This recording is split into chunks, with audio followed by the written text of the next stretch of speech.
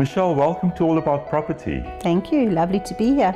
Now, before we get into the Sectional Title Act, perhaps first explain to us what is a sectional title scheme?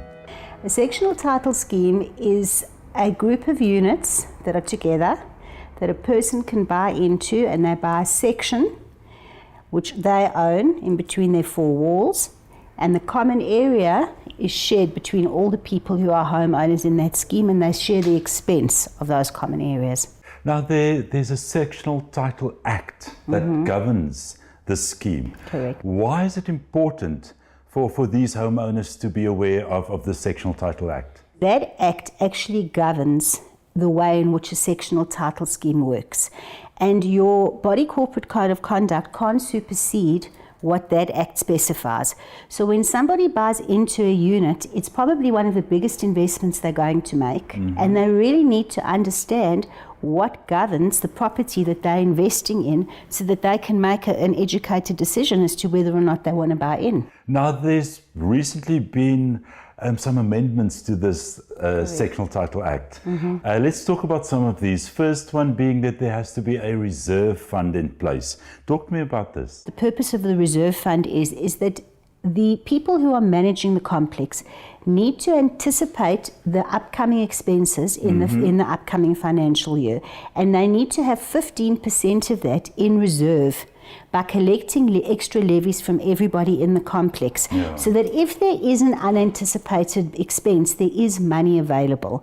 So what the Act says is that money must be collected and it must be held in reserve. 15% is the number to aim for in the first year, but what it actually says is a reasonable amount must be held in the reserve fund to be able to accommodate unexpected expenses. I think what's also important is that a lot of insurance claims are repudiated due to lack of maintenance, and if you have a reserve fund for your body corporate, it's really a benefit, because then things can be fixed as they break, and then your insurance claims will pay out, and long term your scheme really will be more financially healthy. This new amendment also make provision for arrears levies. Talk to me about that. To recover arrears levies in the past, you would find that the body corporate would need to go to the courts, have an attorney. It's lengthy, it's expensive. An ombudsman's service is now involved in the Sectional Title Amendment Act. And if the body corporate is hassling to collect levies, the ombudsman gets involved. It's quicker, it's a quicker process, and it's far less costly than going to the courts. The amendment also limits proxies. Correct. What does that mean? When a sectional title scheme calls for a meeting, an AGM or any kind of meeting of all the members, so anyone who owns a property is on the body corporate, someone who is unable to attend the meeting is able to appoint someone to be a proxy and stand in and speak and vote and decide on their behalf. So what this now does is that special proxy is limited to 2 proxies only. What, 2 proxies per person? Correct. So one person can't speak on behalf of 5 people who own in the scheme. They can speak on behalf of 2 people. The amendment also makes provision for disputes between body corporates and homeowners. Are there often disputes? There are. I think the disputes come in primarily when people buy into sectional title schemes and don't really understand what the rules are.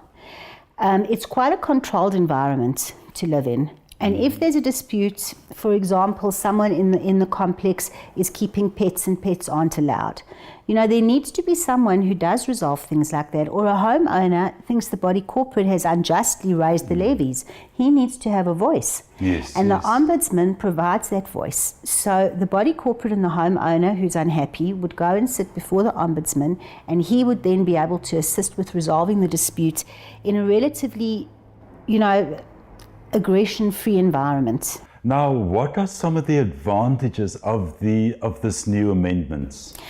I think the big thing is that a person buying in can now look at the financials and feel confident that there will be money in reserve, and they can anticipate the expenses going forward. The other thing is that if there are disputes, they have a voice, they can be heard. It's not like they don't have money to go to court and therefore they just have to suck it up and live with whatever the body corporate is telling them to do. They actually have a voice in terms of going to the ombudsman. And for people who are currently in the market to buy, how would they know whether a scheme has incorporated these amendments in the running of the scheme? I just want to take one step back. I think the most important thing about buying into any sectional title scheme is that you have to insist on a copy of the financials, of the body corporate rules, and of the minutes of the last meeting that was held, the last AGM. If you take all of those things collectively, it gives you a very good idea of what you're buying into. So the financials, you either must have a very good look yourself or give it to someone whose opinion you trust, who's financially savvy. And there you will see if they're in a position to have been collecting funds for the reserve scheme, or if there's a reason that they haven't yet, but they are anticipating doing it in the future.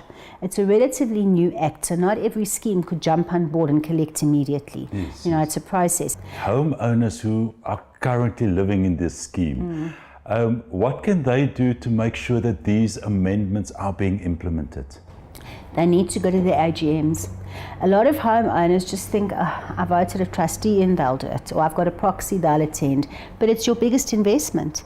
So by attending the meeting, by listening to what the managing agent and the trustees have to say, by understanding why things are or aren't happening, they can actually get involved and assist and make sure that what needs to happen is happening. Now, Michelle, you represent Leapfrog in North Eastern Johannesburg. And Sandton. And Sandton. Yes. Tell me about especially the sectional title offering that you have. It's very varied. You have sectional title offerings that are 45 square meters, where you have facilities and gyms and pools and all kinds of things. And then you have sectional title units that are 120 square meters, where you don't have the newer facilities like a gym, a coffee shop, a swimming pool, etc. So some of the sectional titles have exclusive use areas, which is garages or carports and gardens, and some of them, that's their common area. What you must remember is that the bigger your property is, the higher your levy is, because you're paying more towards the upkeep of the common areas. Okay. So it's very varied, and a lot of them have really gone the extra mile to ensure that their body corporates are very well run. And that's important. And I see that now with properties that we're selling. When we call for body corporate rules, it's no more a surprise from the managing agent, and they give it willingly. Whereas 5 or 6 years ago, it was a little bit of a battle, to get a copy of body corporate rules. Well, Michelle, it's been lovely and very insightful chatting to you. Thank you so much. Thank you, Cornelius. Great to see you.